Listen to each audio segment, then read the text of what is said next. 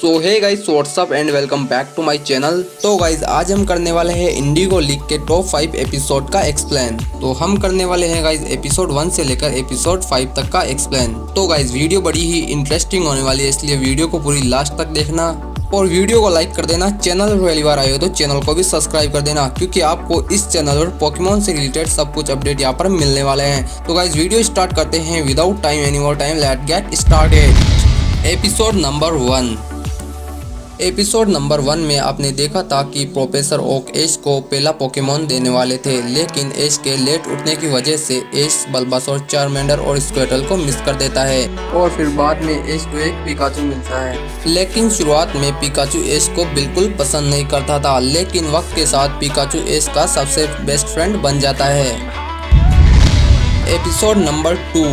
Episode number 2 में आपने देखा था कि पिकाचू फ्यूरोस से लड़ता है और वे काफ़ी कमज़ोर हो जाता है और ऐश उसे पोकेमॉन सेंटर ले जाता है और वहाँ पर मिस्टी भी आ जाती है और मिस्टी ऐश से कहती है कि तुमने मेरी साइकिल ख़राब कर दी, तुम्हें इसे वापस सही करनी पड़ेगी।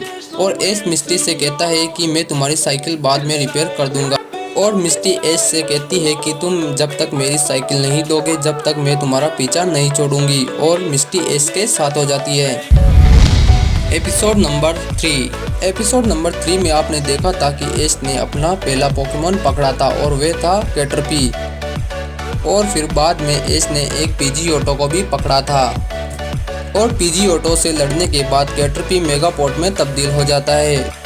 तो एपिसोड नंबर 3 में ऐश को दो नए दोस्त मिले थे, कैटरपी और Pidgeotto. Episode number 4। Episode number 4 में आपने देखा था कि ऐश को एक सामुराई मिलता है और वे ऐश को बैटल के लिए चैलेंज करता है और ऐश उस सामुराई का चैलेंज मंजूर कर लेता है। तो सामुराई अपना पहला पोकेमॉन पिंसर चुनता है और ऐश अपना पहला पोकेमॉन पीजीओटो चुनता है, लेकिन सामुराई का पिंसर ऐश के पीजीओटो को हरा देता है और ऐश अपना सेकंड पोकेमॉन मेगापोर्ट चुनता है और ऐश का मेगापोर्ट सामुराई के पिंसर को हरा देता है। फिर बाद में सामुराई भी सेकंड पोकेमॉन मेगापोर्ट चुनता है। तभी वहाँ पर एक जंगली बीट्रिल आता है और ऐश के मेगापोर्ट को उठाकर ले जाता है। उसके बाद ऐश अपने मेगापोर्ट को उन बीट्रिल से वापस छुड़ाने जाता है और उसके बाद ऐश का मेगापोर्ट बटरफ्लाई में तब्दील हो जाता है।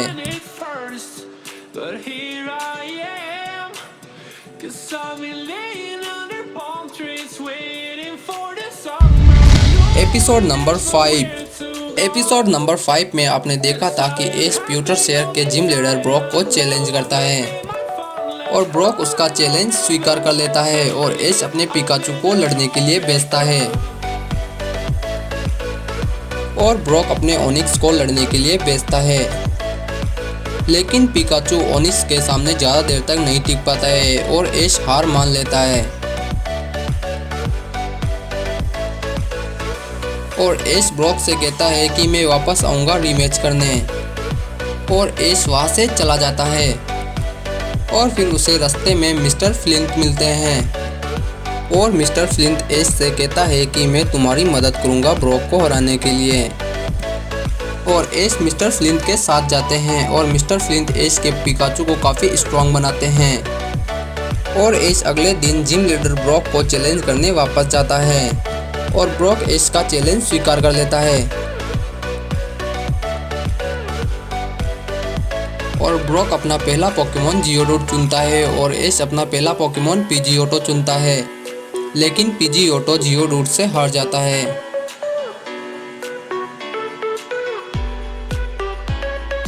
और फिर ऐश अपने पिकाचू को लड़ने के लिए भेजता है और पिकाचू जियोडूट को हरा देता है।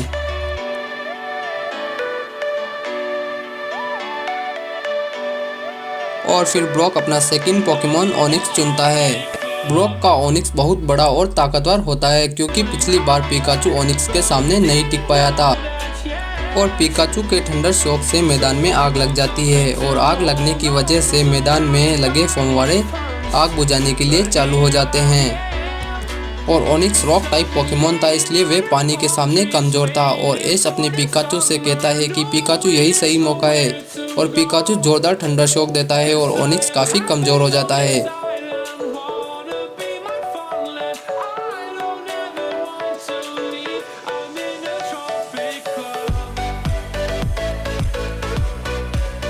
तभी ब्रॉक के छोटे भाई बहन ऐश को रोक लेते हैं और कहते हैं कि ओनिक्स को छोड़ दो, भैया ने उसे पाल पोस कर बड़ा करने में बहुत मेहनत की है। और ऐश पिकाचू से कहता है कि पिकाचू वापस आ जाओ, वो पानी का फव्वारा गलती से चालू हो गया था। और ऐश ब्रॉक से कहता है कि मैं वापस आऊँगा और तुम्हें ईमानदारी से हराऊंगा। और ऐश वहाँ से चला जाता है, लेकिन ब्रॉक ऐश के पीछे दौड़ता हुआ आता है और ब्रॉक ऐश को वो जिम बेच देता है। लेकिन ऐश ब्रॉक से कहता है कि मैं इसका हकदार नहीं हूँ, मैंने तुम्हें ईमानदारी से नहीं हराया था, वो पानी का फव्वारा गलती से चालू हो गया था।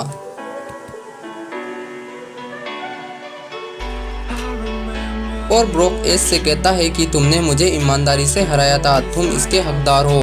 और ब्रॉक ऐश को वो जिम बेच देता है।